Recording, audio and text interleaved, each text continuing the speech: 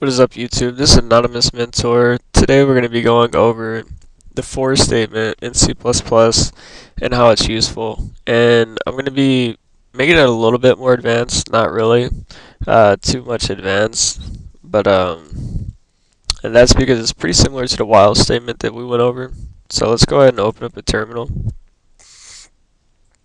and maximize our terminal, and then change directories into our working directory wherever we want to make our project. And then I'm going to sudo nano. I use nano, and I'm going to make a file called test.cpp where I'll be working from, and I'm going to include the IO stream, and then we'll say using namespace std. If you guys use the standard in-out.h header, that's fine. Now we're going to do something right here. We're going to define a function, and we're going to call it an integer, and we're going to call it add. And it's going to take in the parameters of integer x and integer y, and then it's going to do the simple return x plus y. Okay. And then we're going to make a main function, and then inside the main function we will start our for statement, and I'll go over what it does after we make it.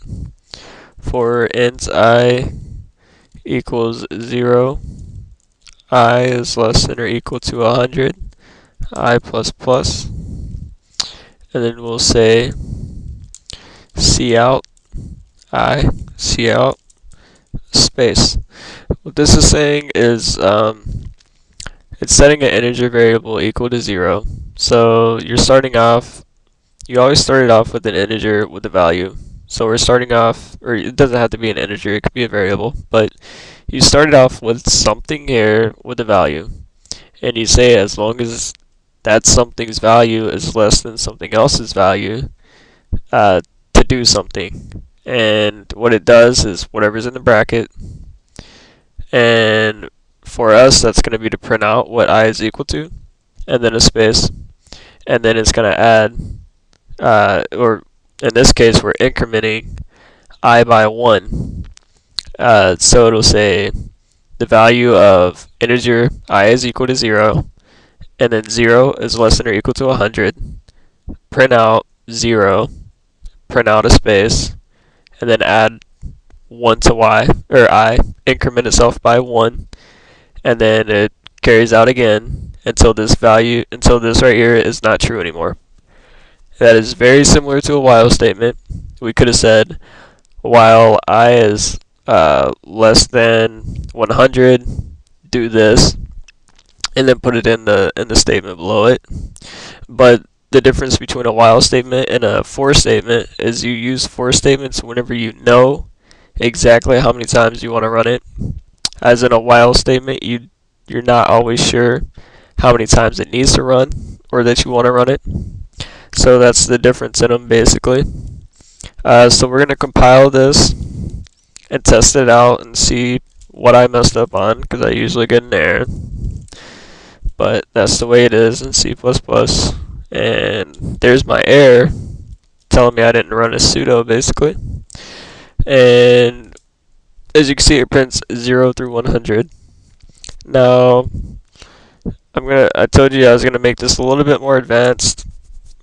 So what we're gonna do is we're gonna take this function, this add function, and we're gonna add it to our for loop to make it a little bit more realistic, because when you're programming for real, you're going to have stuff like this that you need to do. So if you want to, take a minute, pause the video, and ask yourself, how would I take this function up here and add it down here? And what the goal is to make it print out everything that is going to print out in increments of 10. So ask yourself how you would do that. You can pause the video. I'm going to continue now. So what you're going to do is the section of the function right here is where it's telling I what to do after the function is true. So right here we're going to add uh, I with 10, and what this is going to do is it's going to print out first. It's going to say 0 is less than or equal to 100, and it's going to print that out. It's going to print out 0, and then it's going to come up here and it's going to add 10 to I basically. But what we also need to do is set right here I equals. This means that I is going to equal the value of I plus 10, and then it's going to carry out again, and it's going to add 10 more to it. So the first time around it's going to add 10 to 0, and it's going to be 10. The second time around it's going to add 10 to 10, it'll be 20, so on and so forth. So let's try that out. And as you can see, prints out everything that is goes up to 100. I think before I said everything divisible by 100, so I might have to put annotation on my video. But it's supposed to print out in increments of 10 all the way up to 100, and as you can see, we did that. So this is how you use for statements to